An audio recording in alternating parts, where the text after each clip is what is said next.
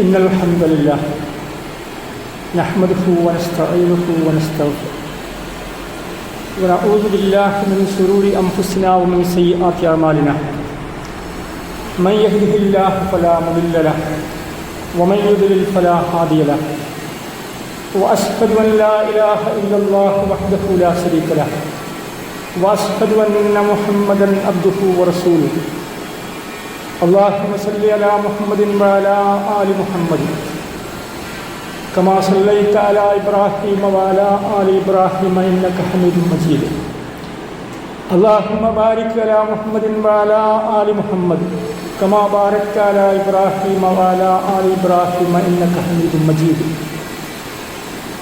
صلى الله عليه وعلى آله وصحبه وسلم تسليما كثيرا أما بعد فاتقوا الله عباد الله حق التقوى وتمسكوا من الإسلام بالعروة الوثقى يا أيها الذين آمنوا اتقوا الله حق تقاته ولا تموتن إلا وأنتم مسلمون أعوذ بالله من الشيطان الرجيم بسم الله الرحمن الرحيم يا أهل الكتاب لا تغلوا في دينكم غير الحق ولا تتبعوا أهواء قوم قد ضلوا من قبلك وأضلوا كثيرا وضلوا عن سواء السبيل.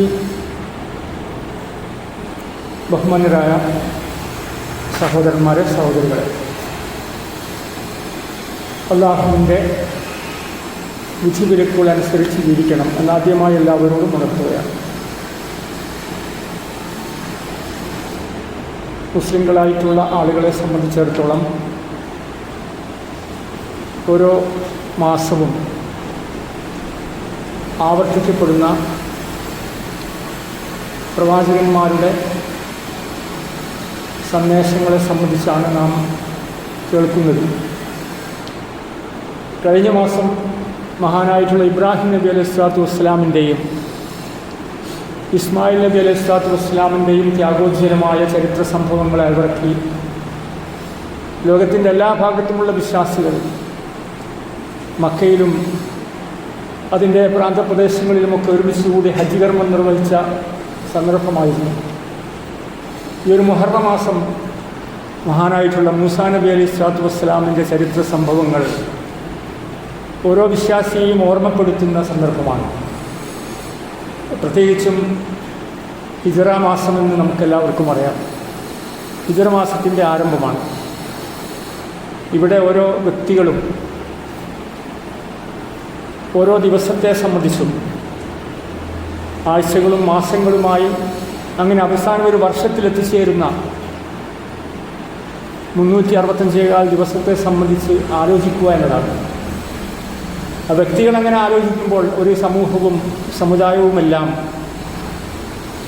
ആ കാര്യങ്ങളെ സംബന്ധിച്ച് വിലയിരുത്തുകയും ചിന്തിക്കുകയും ചെയ്യുവാൻ നമുക്ക് സാധിക്കും. അതുവഴി നമ്മുടെ ജീവിതത്തിൽ ഉണ്ടായിട്ടുള്ള നന്മകളെ കൂടുതൽ പരിപോഷിപ്പിക്കുവാനും ജീവിതത്തിൽ ഉണ്ടാകാൻ സാധ്യതയുള്ള തിന്മകളെ ഇല്ലായ്മ ചെയ്യുവാനുമുള്ള ബോധമാണ് ഓരോ മുസ്ലിമിനും ഓരോ വിശ്വാസിക്കും ഉണ്ടാകേണ്ടത്. ലാ ഹിജ്റത ബഅദൽ ഫത്ഹി വലാകിൻ ജിഹാദുൻ വനിയ്യ എന്ന പ്രവാചക വചനം നമുക്ക് കാണാൻ സാധിക്കും. മക്ക ഫത്ഹിന് ശേഷം പിന്നീട് അവിടെ ഉള്ള ആളുകൾക്ക് ഹിജ്റയില്ല. വലാകിൻ ജിഹാദുൻ വനിയ്യ, പക്ഷേ എല്ലാവർക്കും ഉള്ളത് ജിഹാദും നിയ്യത്തുമാണ്.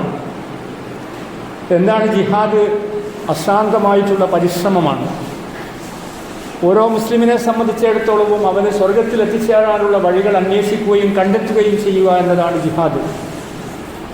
അതിനുവേണ്ടിയുള്ള അധ്വാനമാണ്, പരിശ്രമമാണ്. അതോടൊപ്പം തന്നെ അങ്ങനെയുള്ള വിശ്വാസികൾ അവരുടെ സൽക്കർമ്മങ്ങൾ അധികരിപ്പിക്കുക എന്നതാണ്. ആ രംഗത്ത് നിയ്യത്തിൻ്റെ അടിസ്ഥാനത്തിലാണ് നമ്മുടെ പ്രവർത്തനങ്ങൾ ഉണ്ടാവേണ്ടത്. ഇന്നമൽ അഅ്മാലു ബിന്നിയ്യാത്ത്, തീർച്ചയായും നമ്മുടെ പ്രവർത്തനങ്ങളെല്ലാം നെയ്യത്തുകൾക്കനുസരിച്ചാണ്, നമ്മുടെ മനസ്സിലുള്ള വിചാരങ്ങൾക്കനുസരിച്ചാണ്. ഭൗതികമായിട്ടുള്ള താല്പര്യങ്ങൾക്ക് വേണ്ടി ഹിജ്റ പോയ ആളുകളുണ്ടായിരുന്നു. അവർക്ക് ആ കാര്യങ്ങൾ ലഭിക്കുമെന്ന് പ്രവാചകൻ പഠിപ്പിക്കുന്നുണ്ട്. വിവാഹവുമായി ബന്ധപ്പെട്ട് അങ്ങനെ പോയ ആളുകളുണ്ട്.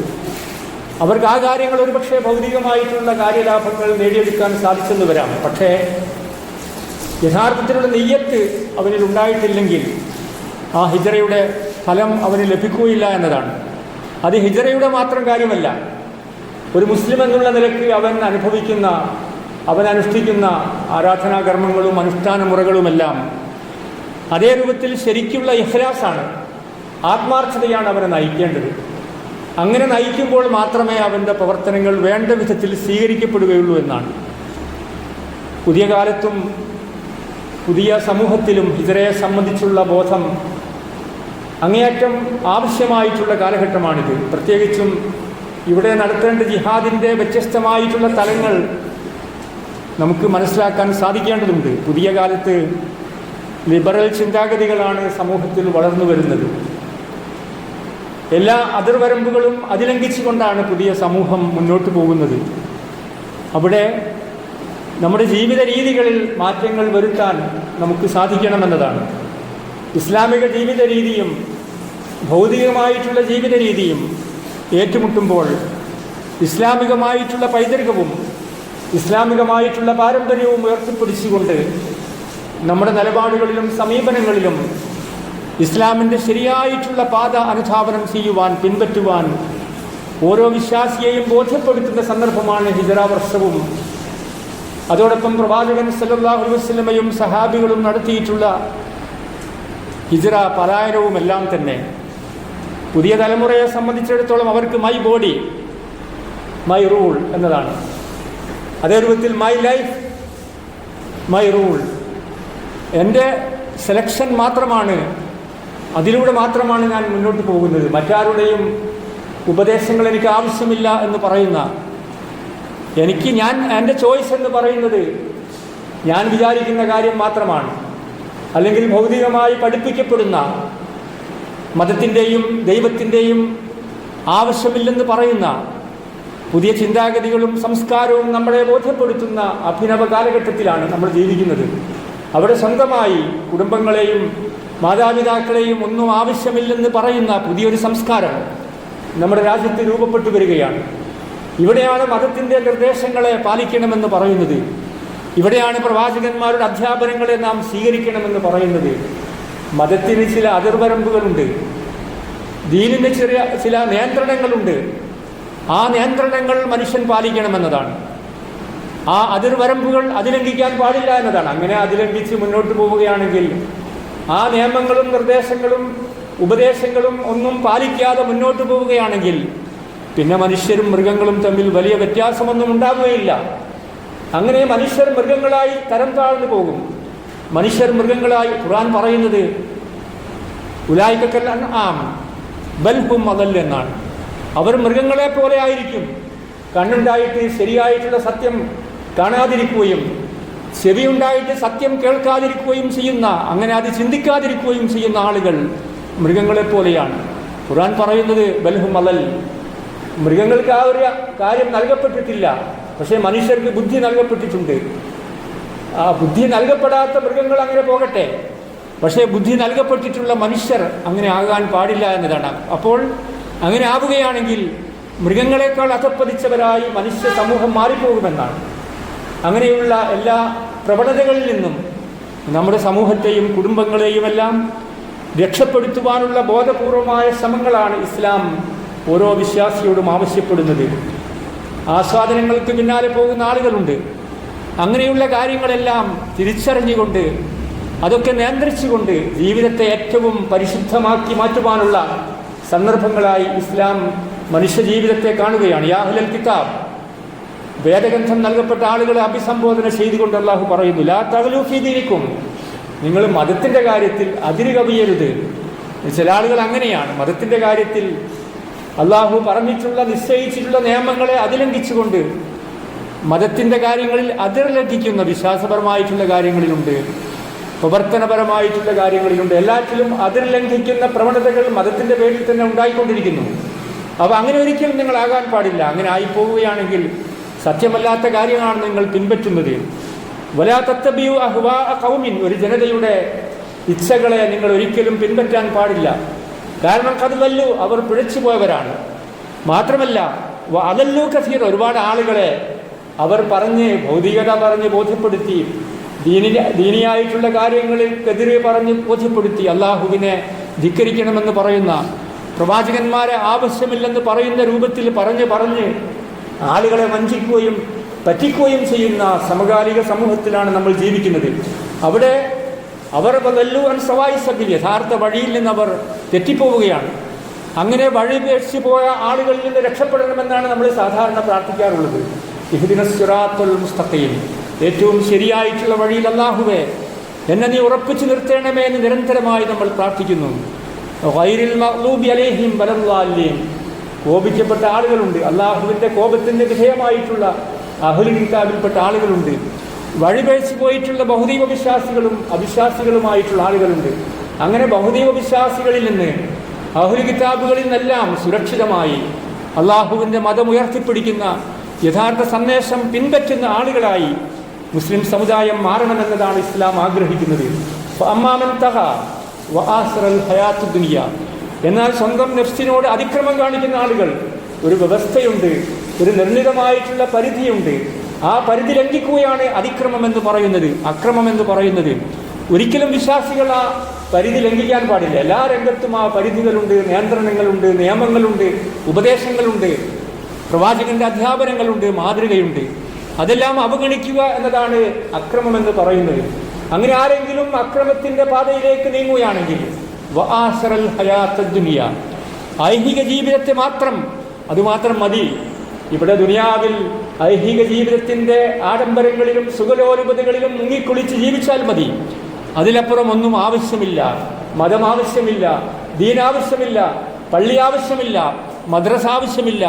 അങ്ങനെയുള്ള രൂപത്തിലേക്ക് നീങ്ങുകയാണെങ്കിൽ അള്ളാഹുവിനെ സംബന്ധിച്ചിടത്തോളം വലിയ കുഴപ്പമൊന്നുമില്ല. എന്നാൽ അള്ളാഹു പറയുന്നത് ഫൈനൽ ജഹീമ ഹിയൽ മൗവ, അങ്ങനെയുള്ള ആളുകൾക്കാണ്, സ്വന്തം നഫ്സിനോട് അതിക്രമം കാണിക്കുന്നവർക്കാണ് നരകം. എന്നിട്ട് അള്ളാഹു പറയുന്നു വഅമ്മാമൻ ഖാഫ മഖാമ റബ്ബിഹി വനഹൻ നഫ്സ അനിൽ ഹവ, സ്വന്തം നഫ്സിന്റെ ഇച്ഛകളെ നിയന്ത്രിക്കുകയും അള്ളാഹുവിനെ കണ്ടുമുട്ടണമെന്ന് ആഗ്രഹിക്കുകയും ചെയ്യുന്നവരാണ് വിശ്വാസികൾ. ഫൈനൽ ജന്നത്തഹി, അത്തരം ആളുകൾക്കാണ് സ്വർഗം. അങ്ങനെ സ്വർഗം കരസ്ഥമാക്കാൻ ആഗ്രഹിക്കുകയും നരകത്തിൽ നിന്ന് രക്ഷപ്പെടാൻ ആഗ്രഹിക്കുകയും ചെയ്യുന്ന, അതിൻ്റെ കാര്യങ്ങൾ പൂർണ്ണമായി പഠിച്ച് മനസ്സിലാക്കി പ്രായോഗികമാക്കുന്ന ആളുകളിൽ വിശ്വാസികൾ ഉൾപ്പെടണമെന്നാണ് ഇസ്ലാം ആഗ്രഹിക്കുന്നത്. യഥാർത്ഥത്തിൽ ഇസ്ലാമിനെ സംബന്ധിച്ചിടത്തോളം ഹിജ്റയാണ് ഈ ഹിജ്റ വർഷത്തിൻ്റെ തുടക്കം. നമുക്കറിയാം, ഇത് ഹിജ്റ വർഷത്തിൻ്റെ തുടക്കമാണ്. ഏകദേശം 1400 ചില്ലാനും വർഷങ്ങൾ, 1446 വർഷങ്ങളായി ഈ രൂപത്തിൽ ഹിജ്റ നടന്നിട്ട്. പക്ഷെ അതിനുശേഷം വിശ്വാസികളെ സംബന്ധിച്ച് അതിൻ്റെ ഉള്ളടക്കം എന്താണ് ഹിജ്റയുടെ എന്ന് വിശ്വാസികളായിട്ടുള്ള ആളുകൾ മനസ്സിലാക്കണം. മഹാനായിട്ടുള്ള ഉസ്മാനുള്ളാഹിന്റെ കാലഘട്ടത്തിലാണ് ഈ വർഷത്തെ സംബന്ധിച്ചുള്ള ആലോചനകൾ നടന്നത്. ആളുകൾ പറഞ്ഞു, നമുക്ക് പ്രവാചകന്റെ ജനനമുണ്ടല്ലോ, വളരെ പ്രധാനപ്പെട്ടതാണ്, ആ ജനനവുമായി ബന്ധപ്പെട്ടുകൊണ്ട് ഹിജ്റ വർഷം നമുക്ക് തുടങ്ങാം എന്ന് പറഞ്ഞു. ചർച്ചയിൽ വന്നു. മറ്റു ചില ആളുകൾ പറഞ്ഞു പ്രവാചകന്റെ മരണമാകട്ടെ, അത് വേണ്ട, വിശുദ്ധ ഖുർആൻ അവതരിപ്പിക്കപ്പെട്ടതാണ് ഏറ്റവും പ്രധാനപ്പെട്ട കാര്യം, അതുമുതൽ ആരംഭിക്കാം. മക്ക വിജയമുണ്ടായല്ലോ, അത് മതി എന്നൊക്കെ ആളുകൾ പറഞ്ഞു. ബദർ യുദ്ധം സത്യവും അസത്യവും തമ്മിലുള്ള പോരാട്ടമാണ്. പക്ഷെ അതൊന്നും പരിഗണിക്കപ്പെട്ടില്ല. പ്രവാചകൻ സല്ലല്ലാഹു അലൈഹി വസല്ലമ മക്കയിൽ 53 വർഷക്കാലം ജീവിച്ച് ആ സമയത്ത് മദീനയിലേക്ക് പോയിട്ടുള്ള പലായനമാണ്, ഹിജ്റയാണ് അതിൻ്റെ തുടക്കമായി എണ്ണപ്പെട്ടിട്ടുള്ളത്, ഹിജ്റ വർഷത്തിൻ്റെ ആരംഭമായി തീരുമാനിക്കപ്പെട്ടിട്ടുള്ളത്. ഇങ്ങനെയുള്ള ഹിജ്റയുടെ ഏറ്റവും പ്രധാനപ്പെട്ട സന്ദേശം ത്യാഗമാണ്, ത്യാഗപരിശ്രമങ്ങളാണ്. ആ ത്യാഗപരിശ്രമങ്ങളിലൂടെയാണ് വിജയമുണ്ടായിട്ടുള്ളത്. വിജയത്തിൻ്റെ മാനദണ്ഡം എന്ന് പറയുന്നത് ഏത് കാര്യത്തിൽ നമ്മൾ എടുത്തു നോക്കിയാൽ അറിയാം. നമ്മളൊരു വീടുണ്ടാക്കുകയാണെങ്കിൽ അവിടെ വിജയിക്കണമെങ്കിൽ ത്യാഗം അനുഭവിക്കണം. പുതിയ മക്കൾക്ക് ആ കാര്യത്തെപ്പറ്റി അറിയില്ല. പഴയ വീടുകളിൽ താമസിക്കുന്നു എന്നതിലപ്പുറം പുതിയ വീടുണ്ടാക്കണമെങ്കിൽ അതിൻ്റെ പിന്നിലുള്ള ത്യാഗത്തിൻ്റെ അസാന്തമായ പരിശ്രമം നമുക്കറിയാം. ഒരു ജോലി കിട്ടണമെങ്കിൽ നിരന്തരമായി പഠിക്കുകയും മനസ്സിലാക്കുകയും ചെയ്യണം, ഉറക്കമൊഴിക്കണം, എങ്കിൽ മാത്രമേ നല്ല ജോലി കിട്ടുകയുള്ളൂ. ഇന്നിപ്പോൾ PSC പോലെയുള്ള പരീക്ഷകളിൽ വിജയിക്കണമെങ്കിൽ നിരന്തരമായി അധ്വാനിക്കുകയും പഠിക്കുകയും അള്ളാഹുവിനോട് ആത്മാർത്ഥമായി പ്രാർത്ഥിക്കുകയും ചെയ്യണം. ആ രൂപത്തിൽ ത്യാഗമാണ്. ഇപ്പോൾ പ്രവാചകന്മാരുടെ ചരിത്രം എടുത്ത് പരിശോധിച്ചാൽ മൂസാ നബി അലൈഹി സ്വലാത്തു വസ്സലാമിൻ്റെ ജീവിതത്തിൽ അങ്ങനെയുള്ള ത്യാഗവും അങ്ങനെയുള്ള ഹിജ്റയും ഉണ്ടായിട്ടുണ്ട്. ഈജിപ്തിൽ നിന്ന് ചെങ്കടൽ കടന്നുകൊണ്ടാണ് ഫറോവയെ നൈൽ നദിയുടെ ഓളങ്ങളിൽ മുങ്ങി നശിച്ച ഫറോവയുടെ ചരിത്രം നമുക്കറിയാം. അങ്ങനെയാണ് അദ്ദേഹം മുന്നോട്ട് പോയിട്ടുള്ളത്. ഫലസ്തീനിലേക്കാണ് പോയിട്ടുള്ളത്, ഹിജ്റയാണ്. ആ രൂപത്തിൽ ഇബ്രാഹിം നബി അലൈഹി സ്വലാത്തു വസ്സലാമിൻ്റെ ചരിത്രം, അദ്ദേഹം അവിടെ നിന്ന് മക്കയിലേക്ക് വരുന്നുണ്ട്. അവിടെ ഹദറ ബീവിയെയും മകനെയും താമസിപ്പിക്കുന്നുണ്ട്, അതും ഹിജ്റയായിരുന്നു. അതേ രൂപത്തിൽ യൂസുഫ് നബി അലൈഹി സ്വലാത്തു വസ്സലാമിൻ്റെ ചരിത്രം പറയുന്നുണ്ട്. അദ്ദേഹം ഒരു കിണറ്റിൽ അറിയപ്പെട്ടു, ഒരു രാജാവിൻ്റെ അടുക്കലേക്ക് എത്തിച്ചേർന്നു. അവസാനം അദ്ദേഹം ഈജിപ്തിലേക്ക് എല്ലാവിധ അനുഗ്രഹങ്ങളോടുകൂടി എത്തിച്ചേരുന്നുണ്ട്. അങ്ങനെ ഹിജ്റയുടെ ത്യാഗത്തിൻ്റെ കഥകളാണ് പ്രവാചകന്മാരുടെ കഥകൾ എന്ന് പറയുന്നത്. ഇബ്രാഹിം നബി അലൈഹി സ്വലാത്തു വസ്സലാമിൻ്റെയും മൂസാ നബി അലൈഹി സ്വലാത്തു വസ്സലാമിൻ്റെയും യൂസുഫ് നബി അലൈഹി സ്വലാത്തു വസ്സലാമിൻ്റെയും എല്ലാം ചരിത്രങ്ങളിൽ, അവരുടെ ജീവിത രീതികളിൽ നമുക്കത് മനസ്സിലാക്കാൻ സാധിക്കും. അതുകൊണ്ട് ഇന്നും ഈ കാലഘട്ടത്തിലും യഥാർത്ഥത്തിൽ ഹിജ്റയുടെ അവസ്ഥാന്തരം നമുക്ക് മനസ്സിലാക്കാനും പഠിക്കാനുമുണ്ട് എന്നതാണ്. ഒരു ഭാഗത്ത് ഭീകരമായിട്ടുള്ള വാദമുണ്ട്, ന്യൂനപക്ഷങ്ങൾ അങ്ങേയറ്റം പീഡിപ്പിക്കപ്പെടുന്നുണ്ട് ഈ പുതിയ കാലത്ത്, നമുക്ക് എല്ലാവർക്കും അറിയാം. അതേ രൂപത്തിലുള്ള വ്യത്യസ്തമായ കാലവർഷത്തിൻ്റെ കെടുതികൾ അനുഭവിക്കുന്ന നാടുകളുണ്ട്. വലിയ പ്രയാസങ്ങളാണ് അവർ അനുഭവിക്കുന്നത്. മാരകമായിട്ടുള്ള രോഗത്തിൻ്റെ അടിമകളായി നമ്മുടെയൊക്കെ വീടുകളിൽ താമസിക്കുന്ന നമ്മുടെ മാതാപിതാക്കളും പ്രായം ചെന്ന ആളുകളുമൊക്കെ ഉണ്ട്. പെട്ടെന്നാണ് രോഗമുണ്ടാകുന്നത്. അങ്ങനെ ആശുപത്രികളിൽ പോകുന്നു. പ്രയാസങ്ങളും വേദനകളും കടിച്ചമർത്തി ജീവിക്കുന്ന നൂറുകണക്കിന് ആളുകളിൽ മെഡിക്കൽ കോളേജുകളിലും നിരവധി ആശുപത്രികളിലും ജീവിച്ചിരിപ്പുണ്ട് എന്ന് പുതിയ തലമുറയും സമുദായവും കുട്ടികളും ചെറുപ്പക്കാരും മനസ്സിലാക്കണമെന്നതാണ്. പ്രകൃതി ദുരന്തങ്ങൾ മുഖേന പ്രയാസം അനുഭവിക്കുന്ന ആളുകളുണ്ട്. ഭീകരമായിട്ടുള്ള താണ്ഡവം നൃത്തം ചവിട്ടുന്ന ഇസ്രായേൽ ഭീകരതയുടെ കൊടും പ്രയാസങ്ങൾ അനുഭവിക്കുന്ന നിരപരാധികളായിട്ടുള്ള കുഞ്ഞുങ്ങളും സ്ത്രീകളും സാധാരണക്കാരായിട്ടുള്ള ആളുകളുമുണ്ട്. ഇങ്ങനെയുള്ള സന്ദർഭങ്ങളിൽ ആ പ്രയാസങ്ങൾ സഹിക്കാനുള്ള സന്നദ്ധതയാണ് ഇസ്ലാം അതിൻ്റെ ഓരോ വിശ്വാസിയോടും ആവശ്യപ്പെടുന്നത്. അതേ രൂപത്തിലുള്ള ത്യാഗ പരിശ്രമങ്ങളാണ് മഹാന്മാരായിട്ടുള്ള സഹാബികളും പ്രവാചകന്മാരുമെല്ലാം അനുഭവിച്ചിട്ടുള്ളത് എന്ന് നമ്മളെല്ലാവരും മനസ്സിലാക്കേണ്ടതുണ്ട്. പ്രവാചകൻ സ്വല്ലല്ലാഹു അലൈഹി വസല്ലമ ഹിജ്റ പോയ സമയത്ത്, അബൂബക്കർ സിദ്ദീഖ് റളിയല്ലാഹു അൻഹു ഹിജ്റ പോയ സമയത്ത് ചരിത്രം പറയുന്നുണ്ട്, അദ്ദേഹത്തിൻ്റെ കൂടെ ഉണ്ടായിരുന്ന ആളുകൾ അബൂബക്കർ സിദ്ദീഖിന് പ്രവാചകനൊന്നും പറ്റരുതെന്ന് വിചാരിച്ചുകൊണ്ട് അബൂബക്കർ സിദ്ദീഖ് പ്രവാചകന്റെ മുമ്പിൽ നടക്കുന്നു. കുറച്ചു കഴിയുമ്പോൾ പ്രവാചകന്റെ പിന്നിലേക്ക് പോകുന്നു. പിന്നെ ഇടതു ഭാഗത്തും വലതു ഭാഗത്തുമെല്ലാം പ്രവാചകന് സംരക്ഷണ കവചമൊരുക്കിയാണ് മഹാനായിട്ടുള്ള അബൂബക്കർ സിദ്ദീഖ് റളിയല്ലാഹു അൻഹു ഹിജ്റ പോയിട്ടുള്ളത്. പ്രവാചക സ്നേഹമായിരുന്നു, അള്ളാഹുവിനോടുള്ള അതിരറ്റ ബന്ധമായിരുന്നു. അതേ രൂപത്തിൽ അലി ഇബ്നു അബീ താലിബ് റളിയല്ലാഹു അൻഹു നമുക്കറിയാം, അദ്ദേഹത്തിന്റെ വിരിപ്പിൽ കിടത്തി പ്രവാചകൻ സല്ലല്ലാഹു അലൈഹി വസല്ലമയെ ആ രൂപത്തിൽ സംരക്ഷിച്ചിട്ടുള്ളത് നമുക്കെല്ലാവർക്കും അറിയാം. അതേ രൂപത്തിലുള്ള പ്രയാസങ്ങളും വേദനകളും കടിച്ചമർത്തിക്കൊണ്ടാണ് ജീവിതത്തിൽ ഇസ്ലാമിനെ സംരക്ഷിക്കുവാനും ഇസ്ലാമിൻ്റെ ലേബലിൽ രംഗത്ത് വരാനും മഹാന്മാരായിട്ടുള്ള സഹാബികളും പ്രവാചകന്മാരുമെല്ലാം അവർക്ക് സാധ്യമായിട്ടുള്ളത് എന്ന് ബനൂ നളീർ ഗോത്രത്തിൽ ഒരു സ്ത്രീയെ പറ്റി പറയുന്നുണ്ട്. ഭർത്താവ് മരണപ്പെട്ടു, സഹോദരൻ മരണപ്പെട്ടു. അവർ ചോദിക്കുന്നത് പ്രവാചകൻ എന്തെങ്കിലും സംഭവിച്ചിട്ടുണ്ടോ എന്നാണ്. ആ രൂപത്തിൽ അദമ്യമായ പ്രവാചക സ്നേഹത്തിൻ്റെ മുറിച്ചു മാറ്റാൻ കഴിയാത്ത ബന്ധത്തിൻ്റെ ഊഷ്മളതയാണ് മുസ്ലിം സമുദായത്തിന് ഈ രൂപത്തിൽ എഴുന്നേറ്റ് നിൽക്കുവാൻ രംഗവേദി ഒരുക്കിയിട്ടുള്ളത് എന്ന് പുതിയ തലമുറകളിൽപ്പെട്ട ആളുകൾ മനസ്സിലാക്കണമെന്നതാണ്. അതേ രൂപത്തിൽ സെയ്ദ് ഇബ്നുൽ ദുസ്ന എന്ന് പറയുന്ന, അതേ രൂപത്തിൽ ഹുബൈബ് ഇബ്നുൽ അദി എന്ന് പറയുന്ന അവരെല്ലാവരും, അവരൊക്കെ കൊല്ലാൻ പോവുകയാണ് ശത്രുക്കൾ. അപ്പോൾ അവർ ചോദിക്കുന്നുണ്ട്, ഈ സ്ഥാനത്ത് മുഹമ്മദിനാണെങ്കിൽ അവർ പറയുന്നുണ്ട്, മുഹമ്മദിൻ്റെ ശരീരത്തിൽ ഒരു മുള്ളു പോലും തറക്കുന്നത് ഞങ്ങൾക്ക് ഇഷ്ടമല്ല എന്ന് പറഞ്ഞുകൊണ്ട് സ്വന്തം തൂക്കുമരത്തിലേക്ക് നടന്നു കയറിയ മഹാന്മാരായിട്ടുള്ള സഹാബികളുടെ ധീരോദാത്തമായ ചരിത്ര സംഭവങ്ങളാണ് മുസ്ലിം സമുദായത്തിന് കേൾക്കാനും മനസ്സിലാക്കാനുമുള്ളത്. ആ രൂപത്തിൽ ഇസ്ലാമിനെ സ്വീകരിക്കുകയും ഇസ്ലാമിൻ്റെ നിയമസംഹിതകൾ ഉൾക്കൊള്ളുകയും ചെയ്ത് ജീവിക്കുന്ന യഥാർത്ഥ വിശ്വാസികളിൽ അല്ലാഹു സുബ്ഹാനഹു വ തആല